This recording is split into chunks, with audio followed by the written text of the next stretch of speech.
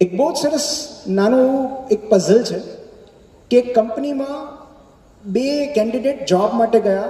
One was very junior, fresher હતું, એની પાસે enthusiasm હતું, ઉર્જા હતી, કોન્ફિડન્સ હતો, અને બીજો અનુભવી હતો, સિનિયર હતો, ઠરેલ હતો, પરિપક્વ હતો, એની પાસે વિઝન હતું.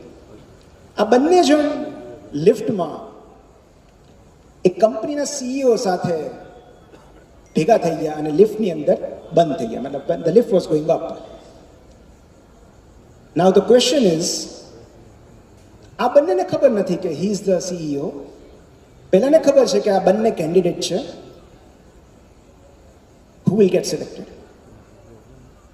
And the simple answer is કે બંનેમાંથી જેણે વાતચીતની શરૂઆત પહેલા કરી હશે, હી વિલ ગેટ સિલેક્ટેડ. જેણે પહેલા કોમ્યુનિકેશનની શરૂઆત કરી એનામાં આર્ટ ઓફ કોમ્યુનિકેશન છે. So that is the impact of communication. ને ABC પછી કોમ્પિટન્સ આવે છે, પછી સ્કિલ આવે છે. So these are the three basic pillars of professional life જે મને લાગે છે. And I always request you everybody to refrain from these three things. આ ત્રણ બાબતોથી દૂર રહેવું. એમાં પહેલું છે comparison. Because see, I may not be the best urologist in my town. Even મારા કરતાં વધુ સારા યુરોલોજિસ્ટ હશે, કદાચ વધુ કોમ્પિટન્ટ હશે, વધુ અનુભવી હશે. I may not be the best writer. મારા કરતાં વધુ જાણકાર લેખકો હશે, વધુ સદ્ધર લેખકો હશે, જેમની પાસે ભાષા સમૃદ્ધિ, વિચાર સમૃદ્ધિ, જ્ઞાન સમૃદ્ધિ મારા કરતાં વધારે હશે. I may not be the best orator. મારા કરતાં વધુ સારા વક્તા હશે, પણ જે યુરોલોજિસ્ટ હોય, રાઇટર હોય અને ઓરેટર હોય, એવો હું એક જ છું. So you cannot B the best, કારણ કે તમે જ્યાં જશો ત્યાં તમારા કરતાં વધુ સારું કોઈક તો હશે જ, વધુ રિચ, વધુ નોલેજેબલ, વધુ ટેલેન્ટેડ. બટ તમારી પાસે એ ઉપરાંત કંઈક એવું છે જેની પાસે નથી. And that is your combination of qualities. So always work on find out the best combination of qualities that you possess. That is your uniqueness. Second, instant gratification. હવેનો તો સમય જ ઇન્સ્ટન્ટ ગ્રેટિફિકેશનનો થઈ ગયો છે. જે કંઈ મંગાવો તાત્કાલિક મળી જાય છે. ફૂડથી લઈને ઓનલાઈન શોપિંગ સુધી, મેસેજીસથી લઈને ઈમેલ સુધી, જે બી તમે મંગાવો છો તાત્કાલિક ડિલિવર થઈ જાય છે. Even messages also immediately delivered.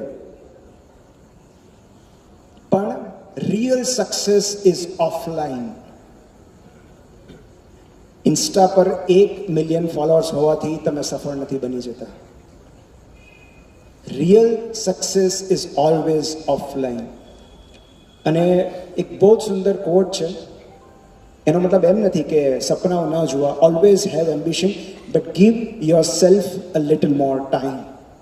કારણ કે અત્યારના યુવાનોને હું જોઉં છું કે 6 મહિના, 1 વર્ષની ડેડલાઇન રાખે છે, અને એમણે જે ઈચ્છ્યું હોય ન મળે તો નિરાશ થઈ જાય છે, ડિપ્રેસ થઈ જાય છે. આપણી ધારણા પ્રમાણેનું રિઝલ્ટ આપણે નક્કી કરેલી ટાઈમલાઈનમાં કે સમય મર્યાદામાં ન થાય તો આપણે ડિપ્રેસ થઈ જઈએ છીએ, નિરાશ થઈ જઈએ છીએ, ડિસઅપોઇન્ટ થઈ જઈએ છીએ.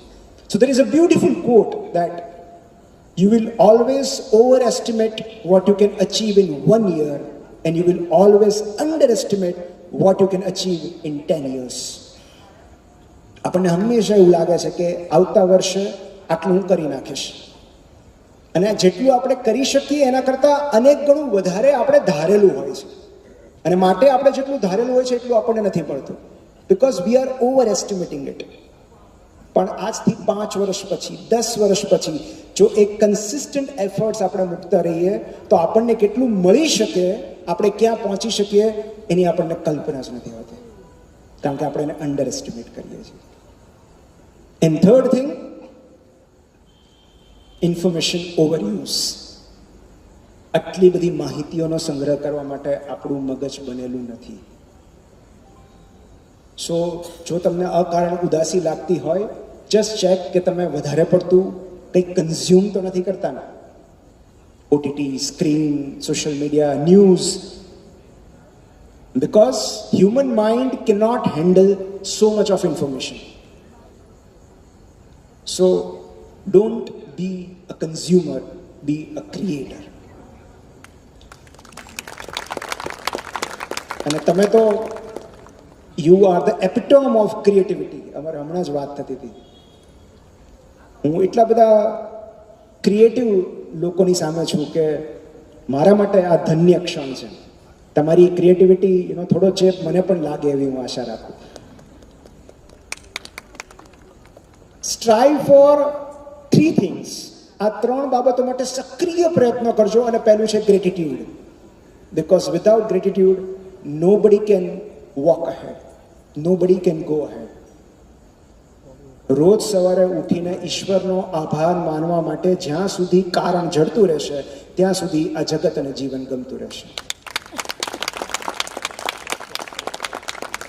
જે દિવસે માત્ર ફરિયાદો હશે, દોષારોપણ હશે, આ જીવન અસહ્ય બની જશે.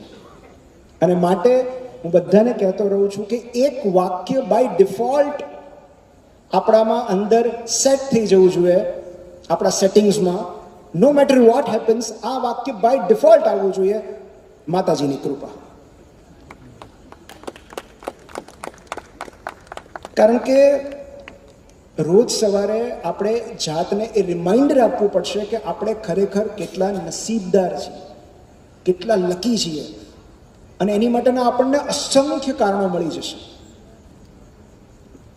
So these are the 3 things: gratitude, solitude. રોજ જાત સાથે 30 મિનિટ ગાળો જ્યાં તમે માત્ર એકલા હો. એ લોંગ વોક હોઈ શકે, મેડિટેશન હોઈ શકે, કંઈ પણ હોઈ શકે, પણ જાત સાથે દરરોજની 30 મિનિટ ગાળો. કારણ કે જેઓ જાત સાથે મિત્રતા કરી લે છે એમને પછી કોઈની હાજરી કે ગેરહાજરીથી ફેર નથી પડતો.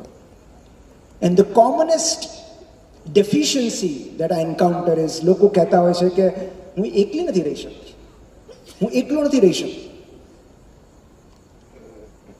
આ બહુ ભયાનક ચિહ્ન છે જ્યારે આપણને સતત લોકોની આદત પડી જાય. We always become dependent on others company.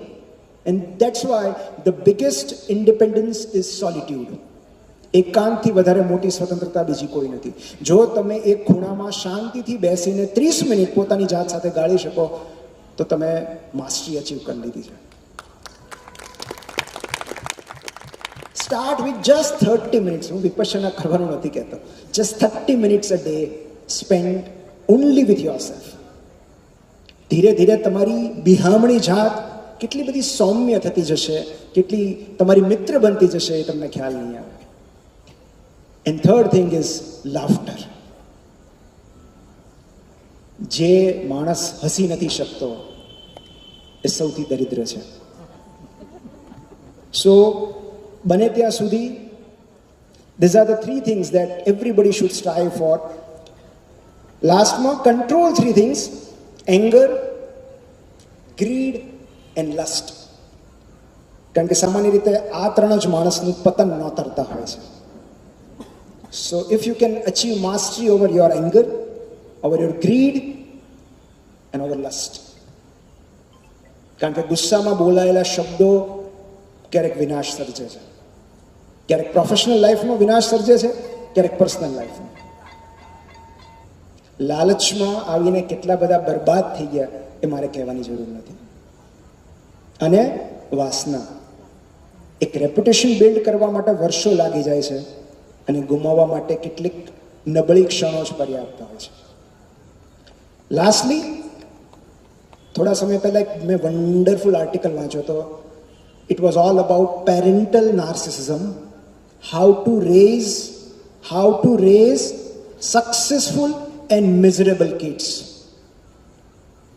So I request you, don't be successful and miserable. That is the pathetic combination.